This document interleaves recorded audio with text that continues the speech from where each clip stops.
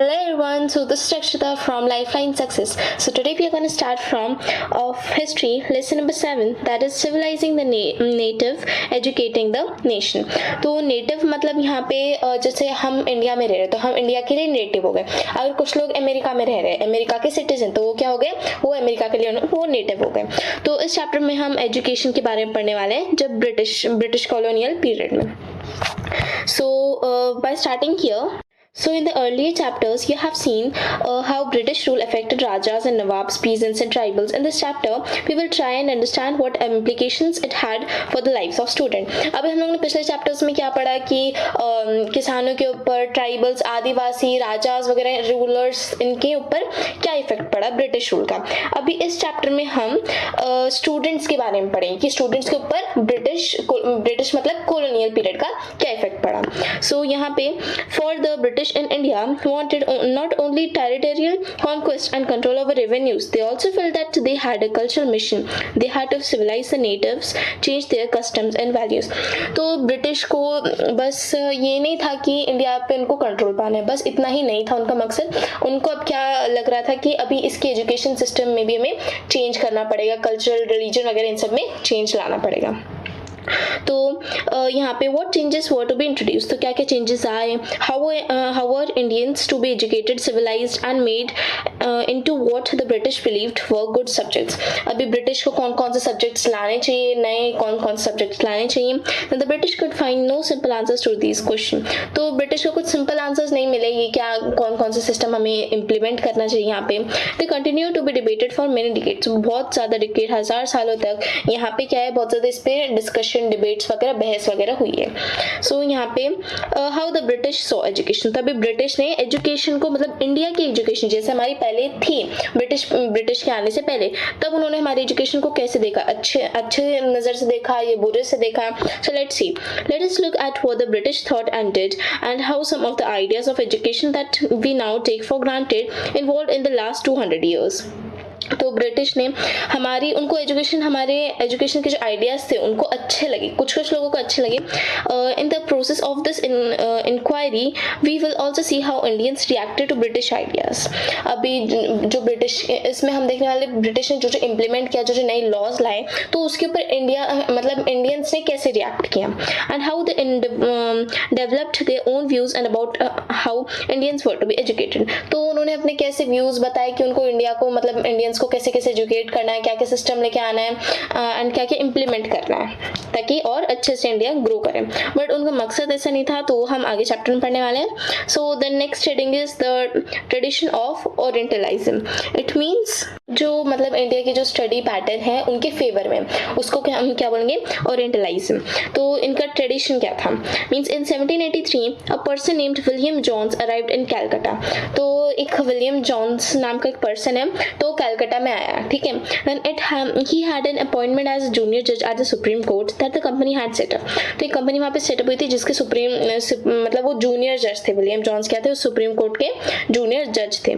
In addition to being an expert in laws, Jones was a linguist. अभी इसके junior जज होने के अलावा वो और भी क्या थे, लॉज वगैरह में एक्सपर्ट थे और वो लिंग्विस्ट थे. लिंग्विस्ट मतलब जिनको बहुत सारी लैंग्वेजेस आती है.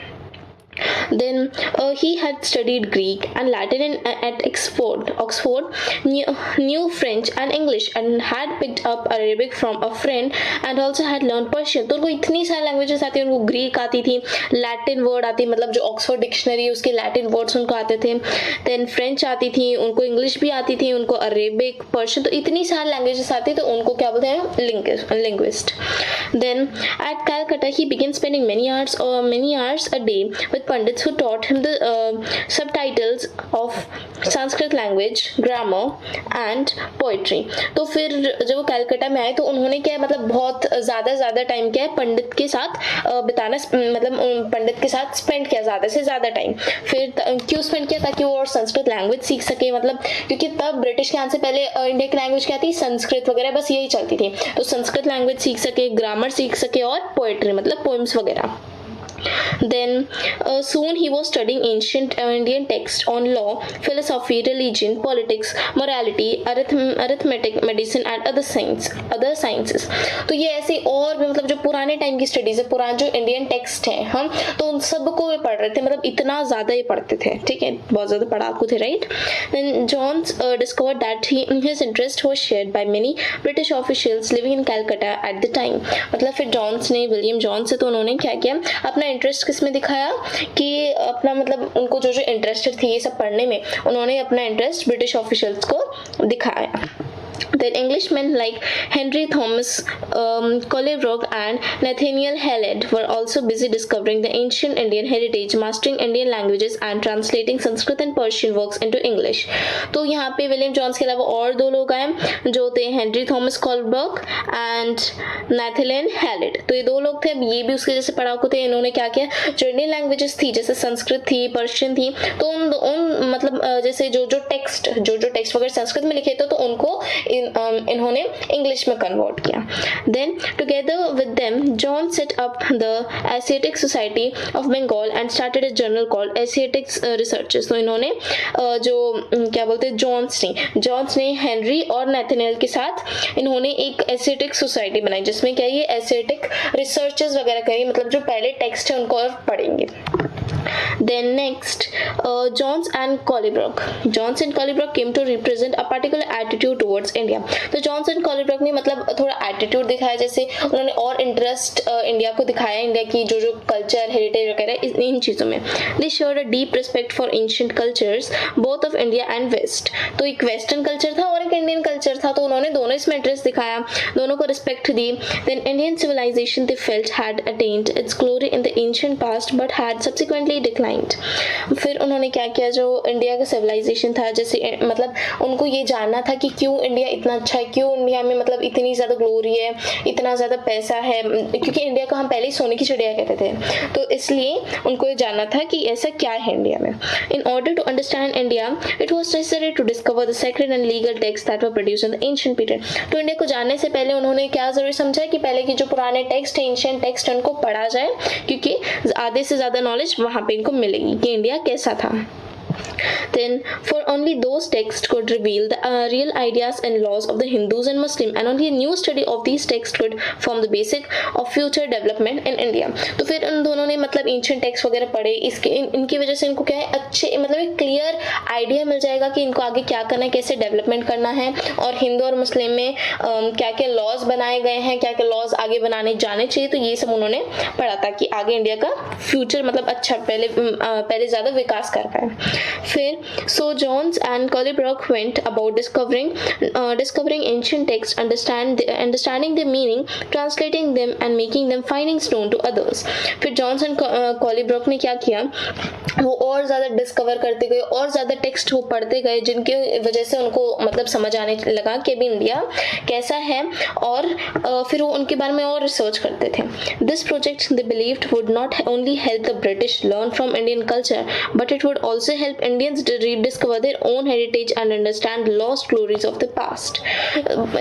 इसकी वजह से यही नहीं, इसकी वजह से सिर्फ इतना ही नहीं होगा कि ब्रिटिश इंडिया का कल्चर जान पाएंगे, नहीं, बट इसकी वजह से जो इंडिया है वो खुद की पास्ट की ग्लोरीज, पहले कितना अच्छा मतलब कितना ज़्यादा डेवलप कर सकते थे, तो वो सब भी जान पाएंगे.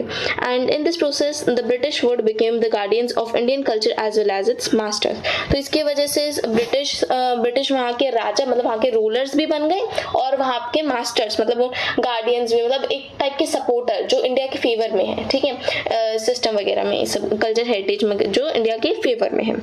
Then influenced by such ideas, many companies officials argued that the British ought to promote Indian rather than Western learning.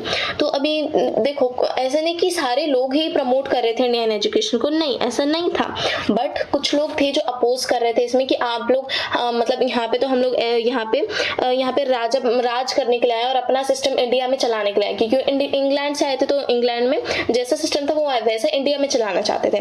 But फिर कुछ लोगों ने अपोज किया कि तुम तो इन्हीं के कल्चर को सपोर्ट कर रहे हो, ऐसा कैसे चलेगा, तुम्हें वेस्टर्न लर्निंग प्रमोट करनी चाहिए यहाँ पे। तो कुछ लोग भड़क गए इससे। They felt that institution should be set up to encourage the study of ancient Indian text and teach Sanskrit and Persian literature and poetry.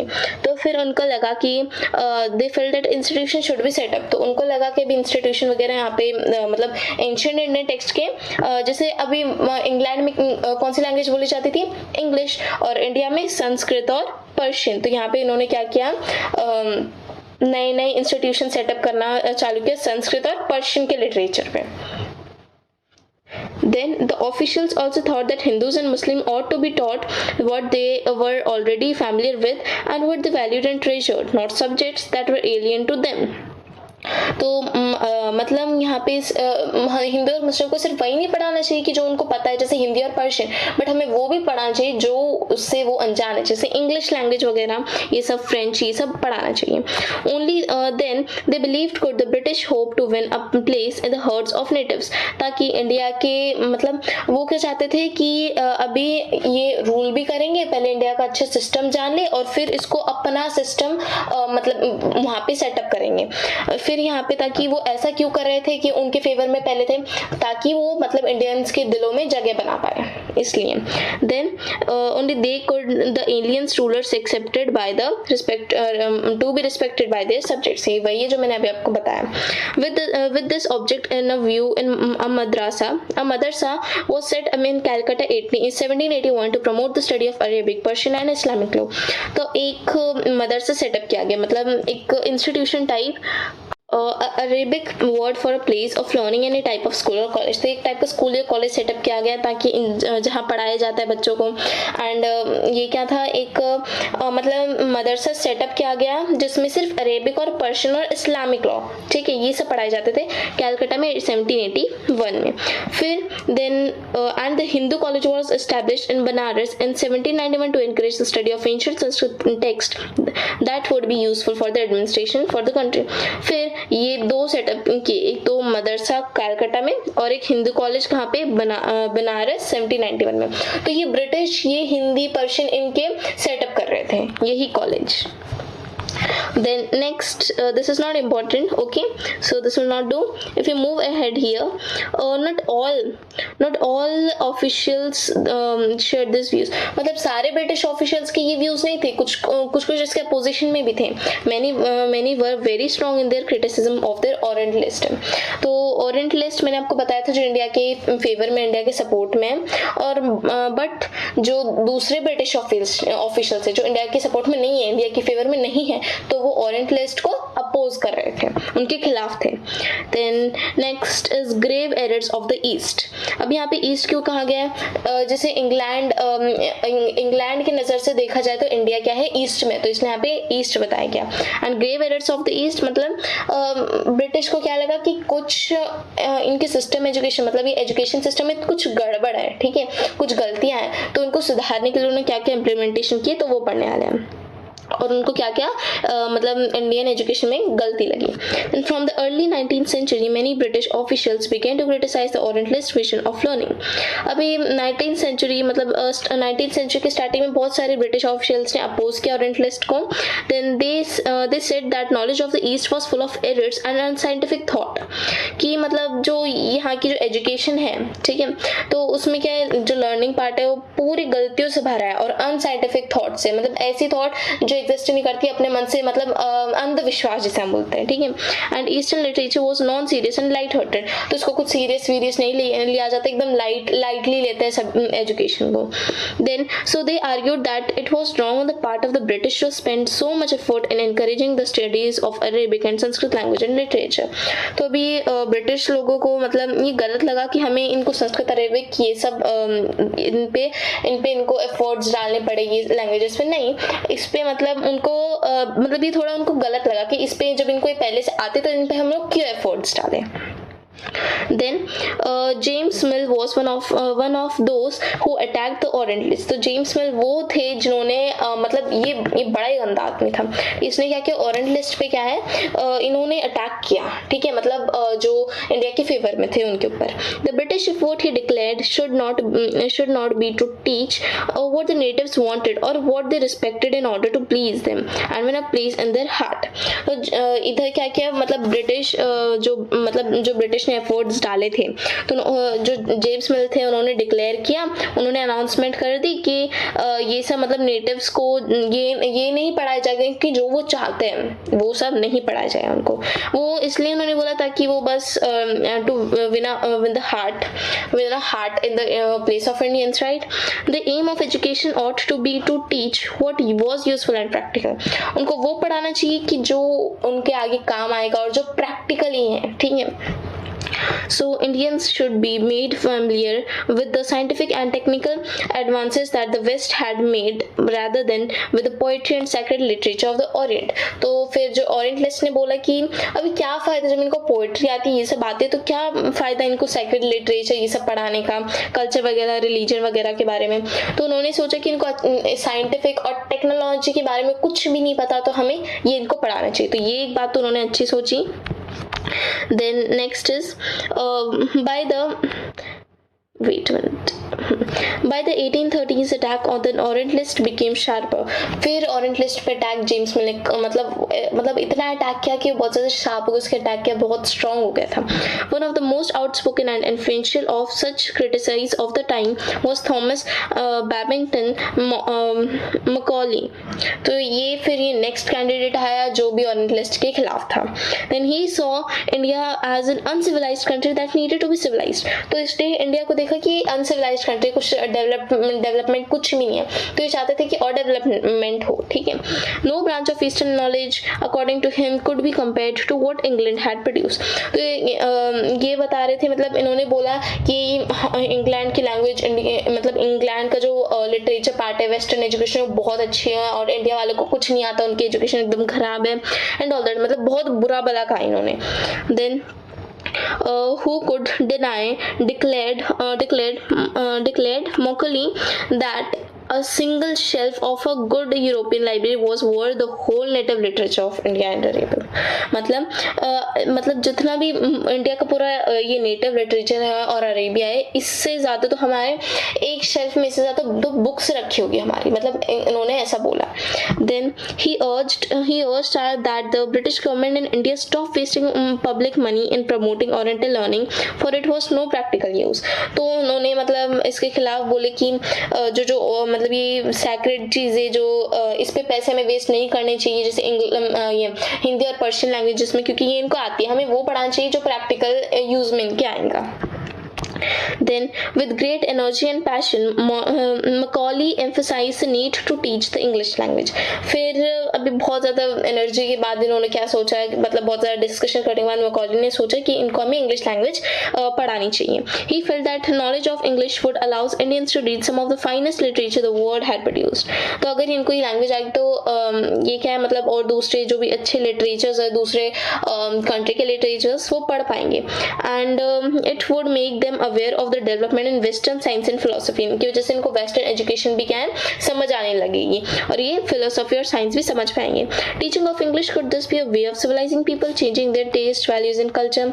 तो भी इंग्लिश उन्होंने सोचा कि इंग्लिश पढ़ाएंगे तो इनकी कंट्री का डेवलपमेंट होगा, तो इसकी वजह से क्या है लोगों का टेस्ट, कल्चर, वैल्यूज सब कुछ बदल जाएगा. पहले सब कुछ संस्कृत हिंदी में होता था, पर्शियन वगैरह, अभी सब कुछ इंग्लिश में होगा.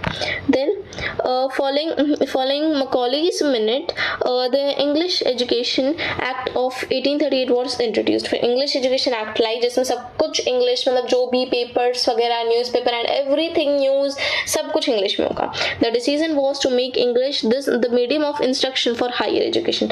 अभी यहाँ पे मतलब इंपॉर्टेंट कर दिया गया कि हायर एजुकेशन के लिए इंग्लिश बहुत ज़्यादा इंपॉर्टेंट है. and to stop the promotion of Oriental institutions like the Calcutta Madrasa and Banaras Sanskrit College. तो तो और इन्होंने मतलब जो ये ओरिएंटल इंस्टीट्यूशन बन रहे थे, मतलब जहाँ पे ये संस्कृत और पर्शियन सिखाई जाती थी, ये सब बंद कर दिया गया, ठीक है, ये सब स्टॉप हो गया, इसका कोई फायदा नहीं आगे। Then these institutions were seen as temples of darkness that were falling of themselves into decay. मतलब ये जैसे ये बनारस मदरसा ये सब खोले गए ओरिएंटल इंस्टीट्यूशन, तो ये सब क्या था, उनको दिखाई दे रहा टेम्पल ऑफ डार्कनेस, यहाँ पे मतलब पूरा अंधेरा, मतलब जिसका कोई काम नहीं, कोई यूज नहीं आगे, वो सब। English text book now begin to be produce for schools. अभी स्कूल में भी सब इंग्लिश में हो रहा था, टेक्स्ट बुक वगैरह सब कुछ इंग्लिश में बनने लगी थी। देन एजुकेशन फॉर कॉमर्स, तो अब इन्होंने ये एजुकेशन, पहले तो इन्होंने मतलब वो रूल करना है, फिर उन्होंने एजुकेशन सिस्टम में बदलाव लाया। अभी ये क्या चाहते थे, अभी मतलब थोड़ा इनके मन में लालच आया कि भाई एजुकेशन तो हम इनको करा रहे, इससे हमारा क्या फायदा। अभी इन्होंने एजुकेशन को भी किस तरीके से देखने लगे कमर्शियल वे में, ताकि ये इनकी एजुकेशन से पैसे कैसे कमा सके, ठीक है। Now here in 1854 the court of directors of the East India Company London sent an educational dispatch to the Governor General in India। तो यहाँ पे 1854 में जो एजुकेशनल डिस्पैच था, मतलब जैसे court of directors of east India company, मतलब British जो इंग्लैंड से आए थे, मतलब जो कंपनी आई थी वो क्या, कौन सी कंपनी थी, ईस्ट इंडिया कंपनी, हम लोगों ने पढ़ा था EIC, ठीक है, ईस्ट इंडिया कंपनी जो लंदन से आई थी। Send an educational dispatch to the governor general in India.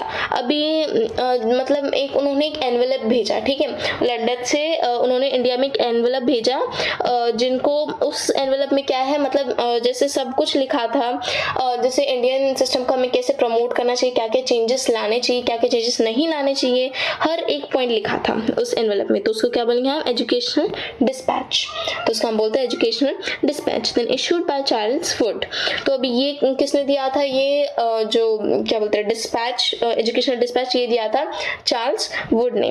Then the president of the board of control of the company, अभी ये क्या था, प्रेसिडेंट था, चार्ल्स वुड कौन थे, ईस्ट इंडिया कंपनी के प्रेसिडेंट थे। It has come to be known as Wood's dispatch, तो उसका भी भेजा किसने था, चार्ल्स वुड है, और इसको बोलते क्या थे हम, मतलब चार्ल्स वुड ने भेजा था, इसलिए हम इसको वुड्स डिस्पैच बोलते हैं।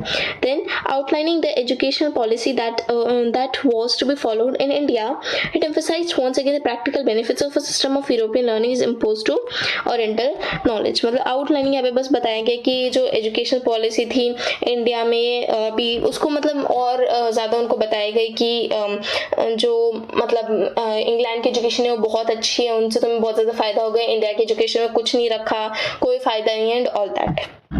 उन्होंने मतलब इंडियन एजुकेशन को बहुत ज़्यादा इंफीरियर दिखाया और इंग्लैंड की एजुकेशन को बहुत ज़्यादा सुपीरियर, मतलब बहुत ज़्यादा सुपीरियर, वो जो बोलेंगे तुमको वो करना पड़ेगा उनको, मतलब इंडियंस को ये इंग्लैंड वाले सही लग रहे थे तब। Then one of the practical uses of the dispatch pointed was economic. अभी ये चाहते थे कि इस डिस्पैच को हम इकोनॉमी की तरह यूज करें ताकि इनसे हम पैसा कमा सकें। Then European learning it sent would enable Indians to recognize advantages that flow from the expansion of trade and commerce and make them see the importance of developing the resources of the country. तभी जैसे ये लोग European learning यहाँ पे setup कर रहे थे, तो इसकी वजह से क्या है, इनको मतलब जैसे अभी इनको जैसे ट्रेड और कॉमर्स में ये सब अप्लाई करने लगे ताकि मतलब एक तो कंट्री का ये कंट्री डेवलप भी हो और इनको आराम से पैसे मिलते जाएं। Then introducing them to European ways of life would change their taste and desires and create a demand for British goods for Indians would begin and appreciate and buy things that were produced in Europe. तो उन्होंने क्या किया, इन्होंने मतलब ये क्या क्या जैसे इन्होंने वो पॉइंट में जो क्या बोलते वुड्स डिस्पैच में क्या क्या लिखा था कि जो यूरोप से गुड्स आता है, ठीक है, यूरोप के गुड्स बहुत अच्छे हैं, उनका सामान बहुत अच्छी क्वालिटी का है, बहुत सस्ते दामों में मिलता है, और इंडिया का जो सामान है बहुत ज़्यादा लो क्वालिटी का है, मतलब बहुत जल्दी ख़राब हो जाता है एंड ऑल दैट। इन्होंने ये सब इनके दिमाग में भर दिया, ठीक है, ये लोग पढ़ाते थे और बोलते थे कि यूरोप का सामान खरीदो बहुत अच्छा रहता है, ठीक है। तो इसलिए क्या है, ये लोग यूरोप का सामान खरीदने लगे, तो इसकी वजह से क्या है, यूरोप का फ़ायदा ही फ़ायदा हो रहा है, ठीक है, उनके बेनिफिट्स हो रहे हैं यहाँ पे। तो ये सब वो डिस्पैच वुड्स में लिखा था, तो इन्होंने ये इम्प्लीमेंट भी कर दिया। The next, Wood's dispatch also argued that Europeans learning would improve the moral characters of India. तो यहाँ पे जो Wood's dispatch थी तो उसमें ये भी बताया था कि यूरोपियन लैंग्वेज में कैसे मतलब इंडिया को मतलब उनके एजुकेशन में क्या क्या और चेंजेस ला सकते हैं. और क्या लिखा था? It would make them truthful and honest and thus supply the company with civil servants who could be trusted and depended on. तो उन्होंने उनको और पढ़ाया कि आपको बहुत ज़्यादा ट्रस्टेड मतलब आपको ट्रस्ट वर्दी होना चाहिए, जिससे मतलब कोई आप पे ट्रस्ट कर सके पूरी तरह, और आपको ऑनेस्ट रहना है, कुछ भी गद्दारी वगैरह नहीं करनी कंपनी के साथ. देन तो वहाँ पे वो सिविल सर्वेंट्स की तरह सब काम करने लगे. The literature of the East was not only full of grave edits, it could also not instil in people a sense of duty and commitment to work, nor could it develop the skills required for administration. तो मतलब इन्होंने पढ़ाई के बारे में तो ज़्यादा इतना कुछ नहीं सिखाया, बट इन्होंने मतलब अपने फायदे के लिए इन्होंने बहुत कुछ सिखाया. वैसी पट्टी इनको पढ़ा के रखी, तो वैसे ये लोग कर रहे थे, इनको भी लग रहा था कि हाँ सही है और हम अभी इनके रूल के अंडर है तो हम क्या ही बोल सकते हैं इनको. Then following the 1854 dispatch, several measures were introduced by the British. तो dispatch के चलते और भी बहुत सारे मतलब rules वगैरह laws वगैरह आए हैं ब्रिटिश की वजह से. Then education departments of the government were set up to extend control over all the matters regarding education. तो education department मतलब भी इन्होंने बोला कि मतलब जैसे अभी सबने अपील की कि गवर्नमेंट को कुछ करना चाहिए, मतलब ये लोग अभी ऐसे हमारे साथ कर रहे हैं, मतलब जानबूझ के हमें ये सब उल्टा वगैरह सिखा रहे हैं. तो गवर्नमेंट के एजुकेशन डिपार्टमेंट को कुछ करना चाहिए. Steps for taking to establish a system of university education. अभी कुछ स्टेप्स वगैरह लिए गए, ठीक है. तो अभी जैसे फिर ब्रिटिश ने क्या किया, उन्होंने एक यूनिवर्सिटी मतलब एक यूनिवर्सिटी अच्छी खासी यूनिवर्सिटी, जैसे अभी लोकल स्कूल से पहले, ठीक है, ज़्यादा कुछ ये नहीं थी, प्रॉपर स्कूल भी ढंग से नहीं थी, तो फिर ब्रिटिश ने एक यूनिवर्सिटी बनाई, Education University. In 1857, while the sepoys rose and revolted in Meerut and Delhi, universities were begun established in Calcutta, Madras and Bombay. तो सबसे पहले जब मेरठ और दिल्ली में जब रिवॉल्ट हो रहा था, ठीक है, जब लड़ाई वगैरह हो रही थी 1857 में, तब यूनिवर्सिटी से सबसे पहले कहाँ बनी थी? कैलकटा, मद्रास और बॉम्बे में. यहाँ पे सबसे ज़्यादा पहले जो ये क्या बोलते हैं यूनिवर्सिटी यहाँ पे सबसे पहले एस्टैब्लिश हुई थी. Then attempts were also made to bring out changes within the system of school education. फिर और भी इन्होंने मतलब अटेम्प्ट किए कि स्कूलिंग एजुकेशन में हमें क्या क्या और चेंज करवा सकते हैं. देन यहाँ पे जैसे आप देख सकते हो civilising the native educating the nation. तो ये यूनिवर्सिटी इतनी बड़ी यूनिवर्सिटी और इतनी अच्छे से उन्होंने ये यूनिवर्सिटी बनाई थी, क्योंकि इंडिया में पहले बहुत सारे लोकल स्कूल थे, प्रॉपर स्कूल तक नहीं थी, इवन मतलब गार्डन वगैरह में बाहर बैठ के पढ़ाया जाता था बच्चों को, ठीक है. तो ये यूनिवर्सिटी इन्होंने अच्छे से सेटअप की. Then after that Shrirampur college on the banks of river Hooghly near Calcutta. तो ये कॉलेज है जो कैलकाटा में बनाया था रिवर हुगली के पास, ठीक है. तो ये इन्होंने इतने बड़े बड़े अच्छे यूनिवर्सिटी वगैरह सेटअप किए हैं. अभी यहाँ पे नेक्स्ट है हमारा topic the demand for moral education. अभी मोरल एजुकेशन मतलब रिलेटेड टू रिलीजन जो होती है, ठीक है. सो यहाँ पे ये है विलियम कैरी, ठीक है, इसके बारे में हम पढ़ने वाले हैं. तो the argument for practical education was strongly criticized by the Christian missionaries in India in the 19th century. फिर इंडिया में ब्रिटिश ऑफिशियल्स होते, ये फिर क्रिश्चियन मिशनरीज भी आ गए इंडिया में. तो उन्होंने क्या किया, जैसे अभी हम लोग देखो इंडिया का एजुकेशन सिस्टम को तो चेंज करते हैं, मतलब आधे ज़्यादा पूरा यहाँ हद तक के तो चेंज कर ही दिया था, बट फिर क्रिश्चियन मिशनरीज आए इंडिया में. The missionaries felt that education should attempt to improve the moral characters of people and morality could be improved only through Christian education. तो उनको हम लोगों ने सिर्फ एजुकेशन के फॉर्म में मतलब डेवलप किया था. अभी मिशनरीज क्या चाहते थे कि अभी इनका रिलीजन क्या है, हिंदू मुस्लिम वगैरह, बस यही रिलीजन है. तो मतलब इंग्लैंड में कौन सा रिलीजन था उस टाइम? क्रिश्चियनिटी का रिलीजन था. तो ये मिशनरीज चाहते थे कि इंडिया में भी कौन सा रिलीजन हो? क्रिश्चियन मिशनरीज, मतलब क्रिश्चियनिटी का ही रिलीजन सब लोग फॉलो करें. Then, until 1813, the East India Company was opposed to missionary activities in India. Then it feared that missionary activities would provoke reaction against the local population and make them suspicious of British presence in India. तो अभी 1813 तक की मतलब east India ने मतलब मना कर दिया कि मतलब मिशनरीज ने बोला कि यहाँ पे क्रिश्चियनिटी का ये जो धर्म है ये सब ये सेटअप करा. तो अभी ईस्ट इंडिया कंपनी ने तो साफ मना कर दिया. क्यों मना किया? क्योंकि पहले भाई एक तो इन्होंने एजुकेशन सिस्टम इतनी मुश्किल से इन्होंने लिया है, मतलब अडॉप्ट किया है उसको, उसमें भी इनके इतने नखरे थे अडॉप्ट करने में। अभी हम इनको क्रिश्चियनिटी का इनके धर्म में भी बीच में घुस रहे हैं, ठीक है, इनके रिलीजन में भी इंटरफेयर कर रहे हैं, तो फिर तो ये भड़क जाएंगे फिर, ठीक है, फिर क्या पता रिवॉल्ट भी हो सकता है, इसलिए ईस्ट इंडिया कंपनी ने मना कर दिया। Then unable to establish an institution within British control territories, the missionary set up a mission at Sirampur in an area under the control of Danish East India Company. A printing press was set up in 1800 and college established in 1880. जो मैंने आपको दिखाई थी Serampore college, तो ये college था, ये तो भी मतलब इतना मना करने के बाद भी कॉलेज सेटअप हो ही गया, जिसमें सिर्फ यहाँ पे क्रिश्चियन रिलीजन के बारे में पढ़ाया जाता था। किसके बारे में? सिर्फ और सिर्फ क्रिश्चियन रिलीजन के बारे में। तो यहाँ पे कि मतलब क्रिश्चियनिटी बहुत अच्छा रिलीजन है वगैरह, ये सब यहाँ पे बताया जाता था। तो अभी फिर ये कॉलेज सेटअप हुआ, उसके बाद over the 19th century missionary schools were set up all over India. तो फिर धीरे धीरे मतलब ये मिशनरी के स्कूल वगैरह सेटअप होने लगे पूरे इंडिया में। After 1857 however the British government in India was reluctant to directly support missionary education. फिर जो है फिर धीरे धीरे जो ब्रिटिश ईस्ट इंडिया कंपनी थी वो भी मान गई कि अभी तो क्या बोलते हैं, इंडिया वाले तो कुछ बोल नहीं रहे हैं, अभी ये तो इनको कुछ आता वाता है नहीं, तो इसलिए कुछ बोल नहीं रहे, तो अभी तुम्हारी मर्जी, तुमको जैसे करना है करो, ठीक है। क्योंकि इनको डर क्यों लग रहा था, क्या पता कि मतलब भड़क जाओ और रिवॉल्ट कर दे, ठीक है, इसलिए इन्होंने मना किया था। बट अब वो कुछ कर नहीं रहे हैं, वो इसको अडॉप्ट कर रहे हैं, तो ठीक है, करने दो। फिर there was a feeling that any strong attack on local customs, practice, beliefs and religious ideas might enrich native appointment. क्योंकि इनकी खुद का रिलीजन को मतलब भ्रष्ट कर रहे हैं तो और दूसरा रिलीजन ला रहे हैं, तो इनको बुरा लगे, इनको ऐसा लगा था, बट ऐसा नहीं है। फिर देन इसके बाद what happened to local schools, तो मतलब जो सिंपल स्कूल्स थे, ठीक है, लोकल स्कूल थे, मतलब ब्रिटिश के आने से पहले कैसे स्कूल थे, तो वो यहाँ पे बताया गया। Then do you have any idea of how children were taught in pre British times, मतलब ब्रिटिश आने से पहले क्या आपको कोई आइडिया था कि कैसे उनको पढ़ाया जाता है, ब्रिटिश मतलब बच्चों वगैरह को, स्टूडेंट्स में कैसे एजुकेशन होती थी।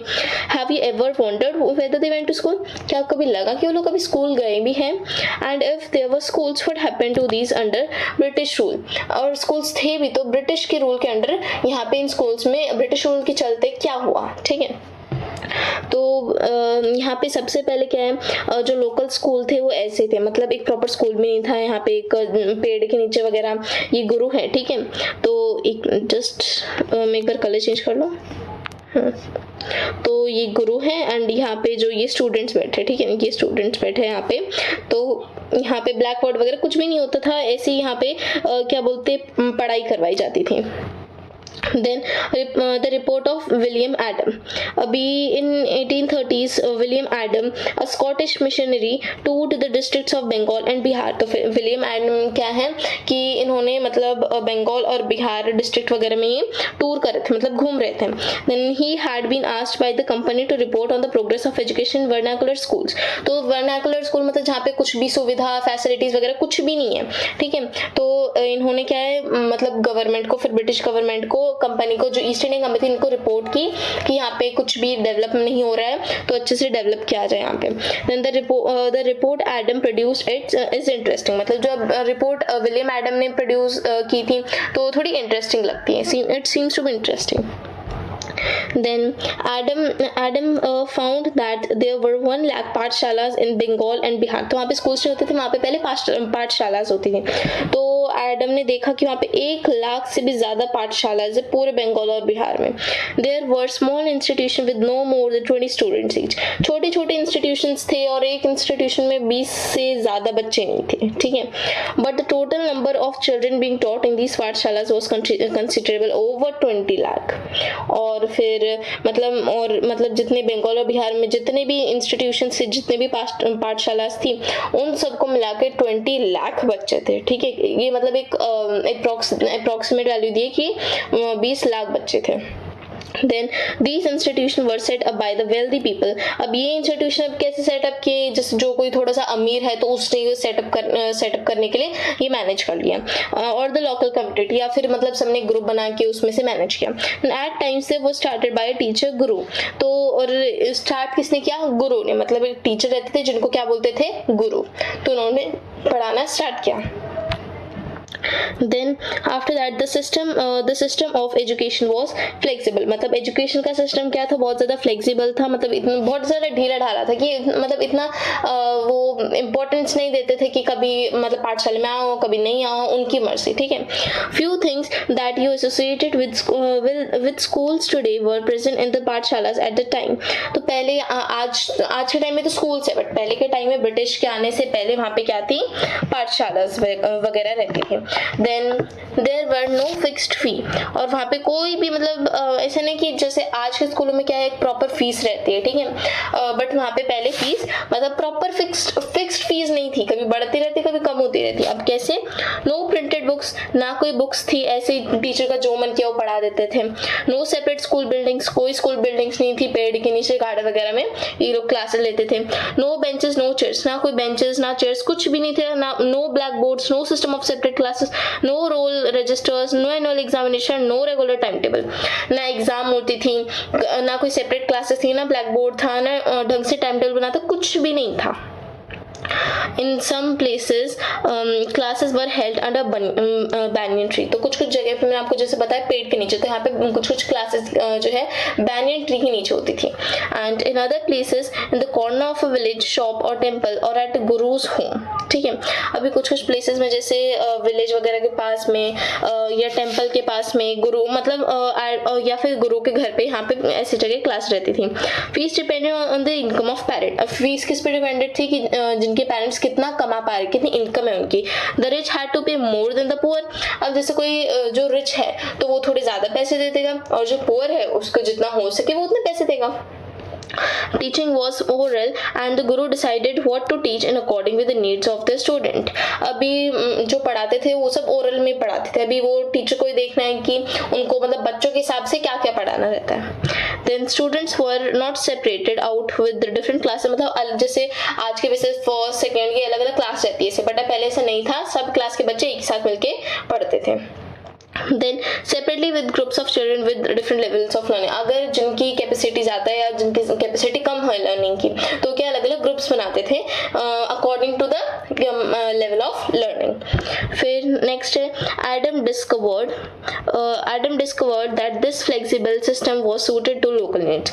फिर एडम ने डिस्कवर किया कि ये जो फ्लेक्सिबल सिस्टम है, ठीक है, जो चल रहा है, तो ये लोकल नीड के हिसाब से तो ठीक है. For instance, classes were not held during the harvest time when rural children often worked in the fields. मतलब अभी जैसे एग्जाम्पल के लिए जैसे अभी हार्वेस्ट का सीजन है, ठीक है, ज़्यादा से ज़्यादा तो किसान के बच्चे पढ़ते होंगे वहाँ पे. ठीक है.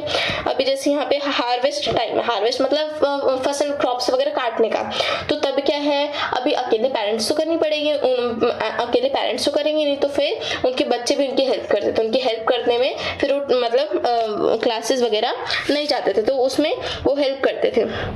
Then the पाठशाला started once again when the crops has been cut and stored. एक बार उन्होंने क्रॉप्स काट लिए, स्टोर करके रख लिए, फिर वो पाठशाला फिर से शुरू करते थे. This means that even children of peasant families could study. मतलब इसका मतलब कि यहाँ तक कि जो मतलब किसान के बच्चे होते थे, मतलब पीजेंट की फैमिलीज के बच्चे, वो भी पढ़ पाते थे इसकी वजह से. And then new routines and new rules. So let's start. मतलब न्यू रूटीन्स और न्यू रूल्स मतलब क्या क्या. फिर अभी ये तो देखिए कि हम लोग लोकल स्कूल्स कैसे थे, क्या क्या चेंजेस ब्रिटिश लाना चाहते थे, अभी क्या क्या चेंजेस लेके आए वो देखते हैं. ठीक है. Then up to the mid 19th century the company was concerned primarily with higher education. मतलब 19th सेंचुरी में, मतलब 19th सेंचुरी के बीच में जो कंपनी थी, उन्होंने concern primarily with higher education. मतलब वो चाहते थे कि एकदम अच्छे से उनको सबसे हायर एजुकेशन मिले और जो इंडिया है उसका डेवलपमेंट हो. So it allowed the local pathshalas to function without much interference. उन्होंने इतनी ज़्यादा इंटरफेयर नहीं की पाठशालास में, बट कुछ चेंजेस लेके आए. After 1854 the company decided to improve the system of vernacular education, मतलब जैसे पहले वर्नाकुलर एजुकेशन थी तो ऐसी ना हो, ठीक है, तो ये कंपनी ने डिसाइड किया. It felt that this could be done by introducing order with in the system, imposing routines, establishing rules, ensure regular inspection. तो अभी कैसे ये हो सकता है कि नए नए रूल्स एस्टैब्लिश करके अच्छा रूटीन बना ले हम बच्चों के लिए, और बार बार मतलब इंस्पेक्शन. सो इंस्पेक्शन मतलब जो स्कूल वगैरह में आते हैं चेक करने के लिए कि सब अच्छे से हो रहा है कि नहीं. And then how was this to be done, तो अब ये कैसे होगा. What measures did the company undertake, तो इसके लिए कंपनी ने क्या क्या मेजर्स लिए. It appointed a number of government pandits each in charge of looking after 4 to 5 schools. मतलब अभी इन्होंने क्या किया, it appointed a number of government pandit, तो अभी बहुत सारे मतलब गवर्नमेंट पंडित उन्होंने मतलब अपॉइंट करना चालू कर दिया ताकि वो पढ़ा पाए, ठीक है. मतलब जैसे आफ्टर जैसे जैसे एक पंडित जो है वो 5 स्कूल को देखेगा, ठीक है, 4 या फिर 5, एक पंडित क्या है 4 या 5 स्कूलों को देखेगा. The task of the pandit to visit the pathshalas and try and improve the standard of teaching. अभी पंडित का काम क्या था कि वो पाठशाला में जाए और देखें कि वहाँ पे अच्छे से पढ़ाई करवाई जा रही है या नहीं. अगर नहीं करवाई जा रही तो उसको इम्प्रूव कर सकें. Each group was asked to submit periodic reports and take classes according to regular timetable. तो उनके लिए एक अच्छा टाइम टेबल बनाया गया ताकि जो पंडित जो है वो अच्छे से उनके रेगुलर क्लासेस ले सके, और एक पीरियोडिक क्या है डाटा भी उनको क्या है वहाँ पे सबमिट करना पड़ता था, ठीक है, क्लासेस का. Then teaching was now to be based on textbook and learning was to be tested through a system of annual examination. अभी ठीक है, यहाँ पे इन्होंने क्या किया कि अभी इन्होंने मतलब टेक्स्ट बुक्स वगैरह भी इनको प्रोवाइड करवाई, टेक्स्ट बुक वगैरह से पढ़ेंगे, और उनकी लर्निंग चेक करने के लिए इन्होंने एनुअल एग्जामिनेशन रखा. अब ये देख लो एग्जाम किसने लेके आया, एग्जाम का पैटर्न कौन लेके आया, ये ब्रिटिश वाले, ठीक है, गलती इनकी अभी सारी. स्टूडेंट्स वर आस्क्ड टू पे अ रेगुलर फीस. अभी स्टूडेंट्स को मतलब एक फिक्स्ड अमाउंट दी गई पे करने के लिए.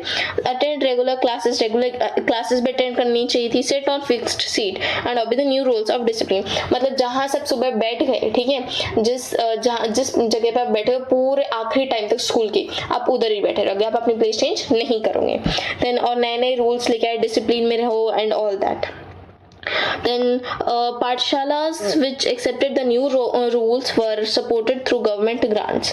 तो पाठशालास जिन्होंने मतलब ये नए रूल्स जो नए रूल्स थे ये एक्सेप्ट किए, तो इन्होंने मतलब ये गवर्नमेंट ने भी उन्होंने सपोर्ट किया.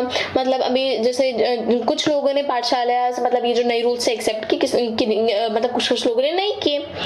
Those who were unwilling to work within the new system received no government support. अभी those who were unwilling to work, जिनको अभी काम नहीं करना था ये सिस्टम के हिसाब से, तो फिर उनको गवर्नमेंट से भी कोई सपोर्ट नहीं मिला. Over time, gurus who wanted to retain their independence found it difficult to compete with the government aided and regulated पाठशालास. तो कुछ लोगों तो मतलब जैसे अभी नए रूल्स बने थे पाठशाला के, तो कुछ लोगों को डिफिकल्टीज वगैरह हो रही थी यहाँ पे. Then the new rules and routines had another consequence, और इनका और भी मतलब इफेक्ट हुआ. क्या इफेक्ट हुआ? In the early system children from poor peasants families had been able to go to pathshala since the time table was flexible. अभी पहले तो टाइम टेबल क्या फ्लेक्सिबल था कि मतलब आ भी सकते हैं नहीं भी आ सकते, हमारी मर्जी, अटेंड करो या ना करो. बट इसलिए क्या है जो पुअर फैमिलीज से थे जो बच्चे, तो वो भी उनके लिए इजी हो जाता था. But the discipline of the new system demanded regular attendance even during harvest time when children of poor families had to work in the fields. अभी जो नए सिस्टम्स थे उनको क्या थी कि हार्वेस्ट टाइम में भी इनको पूरे अटेंडेंस चाहिए, रेगुलर आना है, डेली आना है. बट अभी जो पुअर फैमिलीज के जो बच्चे होंगे, ठीक है, पुअर फैमिलीज जो पुअर चिल्ड्रन होंगे, चिल्ड्रन ऑफ पुअर फैमिलीज होंगे, तो उनको तो क्या हार्वेस्ट सीजन में उनको तो फसल कटाने जाना है, तो इसकी वजह से ये इम्पैक्ट भी पड़ा. Then the inability to attend school came to be seen as an indiscipline as evidence of the lack of desire to learn. अभी जो लोग रेगुलर अटेंड नहीं करेंगे स्कूल, तो उसको तो इनडिसिप्लिन मान जाएगा कि वो डिसिप्लिन में नहीं है, स्कूल के रूल्स तोड़ रहा है, as evidence of the lack of desire to learn. और उसको मतलब उसका जो टॉपिक पढ़ाया जाएगा उस टाइम जब वो हार्वेस्ट सीजन में रहेगा, तो उसके वो टॉपिक तो छूट जाएंगे, ठीक है. Then next is the agenda. फिर फिर ये इम्पैक्ट हम देखने मिला, ठीक है। Then the agenda for a national education, कि क्या एजेंडा था, क्या मकसद था नेशनल एजुकेशन का। British officials were not the only people thinking about education in India, सिर्फ ब्रिटिश लोग ऐसे नहीं थे कि वो सिर्फ इंडिया के एजुकेशन के बारे में सोच रहे हैं। From the early 19th century many thinkers from different parts of India began to talk of the need for a wide spread of education। जो इंडिया में भी कुछ लोग हैं जो मतलब इंडिया के थिंकर्स हैं जो सोच रहे हैं कि और क्या क्या एजुकेशन को हम कितना कैसे स्प्रेड कर सकते हैं। Impressed with the developments in Europe, some Indians felt that western education would help modernize India. अभी कुछ इंडियंस को लगा कि वेस्टर्न एजुकेशन की वजह से इंडिया जो है और मॉडर्नाइज हो जाएगा और डेवलपमेंट होगा इंडिया का। They urged that the British to open more schools, colleges and university and spend more money on education। तो वो चाहते थे, इंडियंस चाहते थे कि ब्रिटिश ज़्यादा से ज़्यादा स्कूल्स खोले, ज़्यादा से ज़्यादा इंस्टीट्यूशन बनाए, ज़्यादा से ज़्यादा कॉलेजेस यूनिवर्सिटी वगैरह खोले। मतलब वो अच्छे से क्या है, मतलब एजुकेशन सिस्टम पे वो अपना पैसा वेस्ट करें, मतलब पैसा इन्वेस्ट करें, ठीक है, वेस्ट नहीं, और स्पेंड करें। Then you will read about some of these efforts in chapter 9। तो इनके एफर्ट्स के बारे में आप चैप्टर 9 में और आगे पढ़ोगे और डिटेल्स में पढ़ोगे। Then there were other Indians however who reacted against western education. और कुछ इंडियंस भी थे जो मतलब वेस्टर्न एजुकेशन के अगेंस्ट में थे, जिनको नहीं पसंद आई ये western education system. Mahatma Gandhi and Rabindranath Tagore were such two individuals. तो उनमें से महात्मा गांधी और रविंद्रनाथ भी वही हैं, मतलब जिनको ये मतलब वेस्टर्न एजुकेशन के खिलाफ थे। Let us look at what they had to say. देखते हैं अभी उन्होंने क्या बोला। देन यहाँ पे है इंग्लिश एजुकेशन हैज इंस्लेव्ड अस। यहाँ पे मतलब बताया कि इंग्लिश एजुकेशन, अब जो ब्रिटिश ने लेके आई थी वो कौन सी थी, इंग्लिश एजुकेशन, वेस्टर्न एजुकेशन थी, मतलब सब कुछ इंग्लिश में होगा, तो वो इंग्लिश एजुकेशन थी। हैज इंस्लेव्ड अस मतलब यहाँ पे जो इंग्लिश एजुकेशन थी उन सब ने, उन्होंने इंग्लिश एजुकेशन ने हमें अपना गुलाम बना के रखा है, ठीक है। अभी इसका कहने का मकसद क्या है, कैसे कहा गया, तो वो हम देखते हैं अभी। Mahatma Gandhi argued that colonial education created a sense of inferiority in the minds of Indians। अब यहाँ पे मतलब ये एजुकेशन सिस्टम में क्या बताया जा रहा था कि इंडियंस जो है बहुत ज़्यादा इंफीरियर हैं और इंग्लैंड वाले सुपीरियर हैं, मतलब इंडिया की स्टडी अच्छी नहीं है, इंग्लैंड की बहुत अच्छी है, ऐसा बताया जा रहा था। तो इसलिए महात्मा गांधी बोले कि उन्होंने मतलब बहस की कि आप लोग मतलब ऐसे हमें इंफीरियर नहीं फील करा सके, आपने मतलब इंफीरियर नहीं फील करा सकते और हमारे मन में अपने मतलब बहुत मतलब हमारे बारे में बहुत जहर भर दिया है, ठीक है, and all that. It made them see western education as superior. तो उनको ऐसे देखने लगा गया कि इंडियंस ऐसे देखें कि वेस्टर्न एजुकेशन बहुत ज़्यादा सुपीरियर, बहुत ज़्यादा अच्छी है। And destroyed the pride they had in their own culture. और जो हमारा इंडिया का कल्चर है उसके लिए हम अपनी जो प्राउडनेस है वो सब खो दे, हमें सिर्फ वेस्टर्न एजुकेशन दिखा दे, वो ऐसे चाहते थे। There was the poison in the education, said Mahatma Gandhi. It was sinful, it enslaved India। मतलब इतना इन्होंने पॉइजन भर दिया ना कि हमें अब बस वेस्टर्न एजुकेशन दिख रही थी और बहुत इंडियंस उसके गुलाम भी बन गए हैं, ठीक है। गुलाम कैसे, मतलब इन्हीं की बात पे सब विश्वास करना and all that. It cast an evil spell on them. तो इसकी वजह से क्या है, हम दुश्मन बन गए हमारे। Charmed by the West, appreciating everything that came from the West, Indians educated in these institutions began admiring British rule। अब जो जैसे इंडियंस जो पढ़े लिखे हैं वो भी ब्रिटिश रूल के साथ दे रहे हैं, ठीक है। And after that Indians recover their sense of dignity and self-respect। मतलब Mahatma Gandhi wanted an education that could help Indians recover this sense of dignity and self-respect। तो महात्मा गांधी क्या चाहते थे कि हम एक ऐसी एजुकेशन डेवलप करें जो हमारी डिग्निटी के लिए हमें फील प्राउड, हमारे इंडियंस होने के लिए फील प्राउड करवाते, हमारी सेल्फ रिस्पेक्ट जिसकी वजह से डाउन ना हो, हम अपने कल्चर पे ऑलवेज हमेशा प्राउड रहे। तो महात्मा गांधी ऐसे चाहते थे कि ऐसी एजुकेशन हो। During the national movement he urged students to leave educational institutions in order to show to the British that Indians are no longer willing to be enslaved। अभी फिर महात्मा गांधी ने क्या किया, मतलब एक नेशनल मूवमेंट में इन्होंने बच्चों से क्या अपील की, प्रार्थना की कि जितने भी ब्रिटिश एजुकेशनल इंस्टीट्यूशन सबका आप लोग छोड़ दो, ताकि ब्रिटिश को लगे कि हम अब उनके गुलाम नहीं रहे, ठीक है। मतलब उन्होंने अपील की था कि ये सब छोड़ दो। मतलब ये ब्रिटिश के स्कूल्स वगैरह में जाना है, इनके इंस्टीट्यूशन क्लास वगैरह लेना है, ये सब. Then Mahatma Gandhi strongly felt that Indian languages ought to be the medium of teaching. अगर हम इनका ही कल्चर अपना लेंगे, वेस्टर्न एजुकेशन ले लेंगे, तो हम तो अपना कल्चर भूल ही जाएंगे बिल्कुल. ठीक है, तो फिर इंडिया का फायदा क्या, एक दूसरी एक आज़ाद कंट्री होने का फायदा क्या होगा. तो महात्मा गांधी ने क्या किया, उन्होंने मतलब ऐसे एहसास दिलाया कि हमारी भी कोई टीचिंग, इंडिया की भी कोई टीचिंग होनी चाहिए. When education in English crippled Indians, distanced them from their own social surroundings. अभी हम वेस्टर्न एजुकेशन मतलब अडॉप्ट करेंगे तो हम क्या है, हम अपना ही कल्चर क्या है बर्बाद कर रहे हैं. ठीक है, अपना ही कल्चर हम खुद ही खत्म कर रहे हैं. And made them strangers in their own land. और खुद की ही लैंड पे हम खुद को स्ट्रेंजर्स मान रहे हैं, अजनबी मान रहे हैं, क्योंकि हम इसके कल्चर को अपना ही नहीं रहे, हम दूसरे कल्चर्स को अपना रहे हैं. Speaking of foreign tongue, displacing local culture, the English educated did not know how to relate to the masses. अभी हम अपनी ही मतलब स्पीकिंग ऑफ फॉरेन टंग, हम किसी और की मातृभाषा बोल रहे हैं. ठीक है, तो वो तो हमारे कल्चर के लिए तो सही नहीं है. हमारी सेल्फ रिस्पेक्ट कहाँ गई, उसमें हमारा कल्चर कहाँ गया. तो ये थे महात्मा गांधी की व्यूज. फिर western education, Mahatma Gandhi said focused on reading and writing rather than oral knowledge. तो हमें मतलब इतना ओरल नॉलेज से अच्छा है कि हम फोकस किस पे करें, रीडिंग और राइटिंग में ज्यादा से ज्यादा हम पढ़ने और लिखने में फोकस करें. Then it value text books rather than lived experience and practical knowledge. तो हमें ज्यादा से ज्यादा टेक्स्ट बुक पढ़नी चाहिए, मतलब it value text book rather than lived experience. मतलब एक्सपीरियंस से ज्यादा क्या है, टेक्स्ट बुक काम में आएगी, प्रैक्टिकल नॉलेजेस काम में आएंगे. He argued that education ought to develop a person's mind and soul. मतलब उन्होंने मतलब बहस भी की कि एजुकेशन क्या है, मतलब एजुकेशन क्यों लेते हम, ताकि हम एक पर्सन की मतलब माइंड और सोल को मतलब शांत करा सके या फिर मतलब राहत दे सके. ठीक है, इसलिए हम एजुकेशन लेते हैं ताकि एक पर्सन को डेवलप कर सके. लिटरेसी और simply learning to read and write. Literacy मतलब ये नहीं कि सिंपली हम बस पढ़ना और लिखना पढ़ना सीख लें, नहीं. बाय इटसेल्फ है क्या कि people had to work with their hands. People को अपने हाथ से काम करना चाहिए, क्राफ्ट वगैरह सीखनी चाहिए. And know how different things operated. और ये भी देखना चाहिए कि कैसे और दूसरी जो चीज़ें चलाई जा सकती है. This would develop their mind and their capacity to understand. इसकी वजह से क्या वो अपना माइंड और कैपेसिटी भी मतलब समझ पाएंगे कि कैसे हमें समझना चाहिए हर चीज़ को. गांधी जी और ये रविंद्रनाथ टैगोर मतलब बैठे और ये इसी पे बहस कर रहे होंगे. ठीक है, कि मतलब ऐसा क्यों किया इन्होंने and all that. Then as nationalist sentiment spread, other thinkers also began thinking of a system of national education which would be radical different from that the setup of British.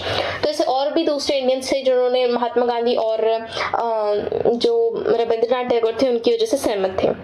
Now अभी रविंद्रनाथ टैगोर ऐसा क्यों करना चाहते हैं. Tagore's Adobe of peace. मतलब एक छोटी सी कहानी की एडॉब ऑफ पीस मतलब एक शांति, मतलब जहाँ पे ऐसी जगह जहाँ पे शांति है.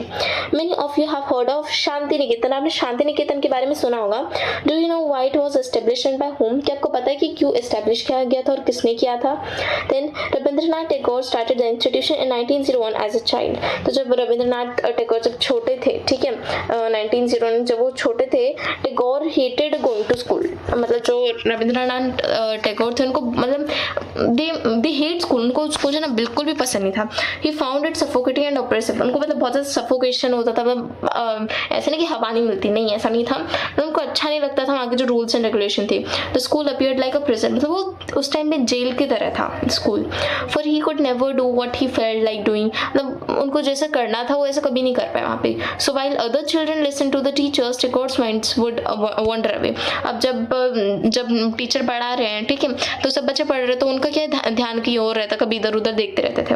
The experience of school days in Calcutta shaped Tagore's idea of education. तो तब का उनका एजुकेशन मतलब उनका ये सपना बन गया कि उनको मतलब दूसरे बच्चों को अच्छे से एजुकेशन प्रोवाइड करनी चाहिए. On growing up, he wanted to set up a school where the child was happy, where she could be free, creative, where she will be able to explore own thoughts and desires. तो ऐसा चाहते थे जहाँ पे लोगों को मतलब बच्चों को जाने में खुशी हो और वहाँ पे वो अपने क्रिएटिव आइडियाज मतलब एक्सप्लोर कर पाए, अच्छे थॉट्स एक्सप्लोर कर पाए. Then Tagore felt that childhood ought to be a time of self learning. कि childhood में क्या है मतलब self learning बहुत ज़्यादा important इंपॉर्टेंट है। Outside the rigid and restricting disciplines, मतलब बहुत ज़्यादा वहाँ पे रिस्ट्रिक्शंस वगैरह लगाए जाते थे। Teachers have to be imaginative, teachers को क्या और ज़्यादा इमेजिनेटिव होने की ज़रूरत है। अंडरस्टैंड द चाइल्ड, तो बच्चों को भी समझना पड़ेगा। And help the child develop his curiosity, और जो चाइल्ड है वो अपनी ही क्यूरियोसिटी क्या है डेवलप करें। According to Tagore the existing schools killed the natural desire of the child to be creative, her sense of wonder. मतलब बहुत सारे टीचर्स थे, मतलब बच्चे क्या चाहते थे, वो अपना क्रिएटिव करना चाहते थे, बट टीचर्स उनको अलाउ नहीं करने देते थे। Then Tagore was one of the view that creative learning could be encouraged only within a natural environment. Tagore चाहते थे कि natural environment में बाहर सब अच्छे से creative learning करें। So he chose to set up a school in 100 kilometers away from Kolkata in a rural setting. तो उन्होंने मतलब डिसाइड किया कि वो कलकत्ता से 100 किलोमीटर दूर वो एक स्कूल सेटअप करेंगे। He saw it was an adobe of peace. तो चाहते थे कि यहाँ पे एक शांति की जगह हो, ठीक है। adobe of peace मतलब शांति की जगह, मतलब शांति निकेतन। वो स्कूल का नाम क्या रखा, Shanti Niketan. Where living in harmony with nature, children could cultivate their natural creativity. ऐसी जगह जहाँ पे बच्चे क्या है खुद की क्रिएटिविटी दिखा पाए, ठीक है। Then in many senses Tagore and Mahatma Gandhi thought about education similar ways. तो महात्मा गांधी रविंद्रनाथ टैगोर के जो आइडियाज थे, व्यूज थे, वो सेम ही थे एजुकेशन की फील्ड में। There were however differences too, मतलब कुछ डिफरेंसेस भी थे। Then Gandhi ji was highly critical of Western education. Gandhi ji क्या है वेस्टर्न एजुकेशन के एकदम खिलाफ थे। And its worship of machines and technology, और उनकी वर्शिप मतलब उनकी टेक्नोलॉजी के मशीन्स और टेक्नोलॉजी के खिलाफ भी थे। Tagore wanted to combine elements of modern Western civilization with what he saw as the best within Indian tradition. तो टैगोर क्या चाहते थे, वेस्टर्न सिविलाइजेशन और इंडियन ट्रेडिशन को दोनों को कंबाइन करना चाहिए तो मॉडर्न हो पाएगा। He emphasized the need to teach science and technology at Shanti Niketan, तो उन्होंने सोचा कि साइंस और टेक्नोलॉजी पढ़ानी चाहिए शांति निकेतन में, along with art, music and dance। उसके साथ हमें मतलब आर्ट एंड क्राफ्ट, म्यूजिक वगैरह, डांस, ये सब भी सिखाना चाहिए। Then many individuals and thinkers were thus thinking that the way of national education system could be fashioned. तो मतलब और इसको हम कितना और मॉडर्नाइज कर सकते हैं। Some wanted changes within the system set up by the British and felt that the system could be extended so as to include wider education of people. तो यहाँ पे क्या मतलब उस टाइम की स्कूल बहुत ज़्यादा बोरिंग थे, तो और क्या किया, जैसे आर्ट, म्यूजिक और डांस और स्पोर्ट्स पीरियड, आज मतलब इस टाइम में हम लोग बहुत ज़्यादा खुश होते हैं जब स्पोर्ट्स पीरियड होता है। तो ये स्पोर्ट्स पीरियड किसकी वजह से आया, रविंद्रनाथ टैगोर की वजह से। Then others urged that alternative systems be created so that people were educated in a culture and was truly national. तो अच्छे से इनको मतलब क्रिएटिविटी से रिलेट किया जाए ताकि सब अपने कल्चर और अपने सच्चे नेशन को समझें। Who was define what was truly nation, कि बता पाए कि truly nation क्या होता है। The debate about this national education, कि कितनी बहस हुई सब नेशनल एजुकेशन के बारे में, नेशनल एजुकेशन के लिए, और to be continued till after independence. ये नेशनल एजुकेशन के सिस्टम पे मतलब डिबेट चलती रही इंडिपेंडेंस के बाद में। तो यहाँ पे ये था हमारा चैप्टर। सो यहाँ पे ये इंपॉर्टेंट नहीं है इतना। सो यहाँ पे हमारा चैप्टर फिनिश हुआ ना। आप देख सकते हैं यहाँ पे ये स्पोर्ट्स पीरियड भी, यहाँ पे सब खेल रहे, अपनी क्रिएटिविटी दिखा रहे हैं, आर्ट, म्यूजिक, स्पोर्ट्स, डांस सब कुछ हो रहा है यहाँ पे, ठीक है। तो ये स्पोर्ट्स पीरियड किसकी वजह से आया, रविंद्रनाथ टैगोर की वजह से। So thank you Rabindranath Tagore की वजह से यहाँ पे स्पोर्ट्स पीरियड आ पाया और हम इतने खुश रह पाए स्पोर्ट्स पीरियड की वजह से। So here we completed this 7th chapter. So thank you so much for watching this video. Please like, share and subscribe this video. So we'll meet again in the next chapter. So bye guys.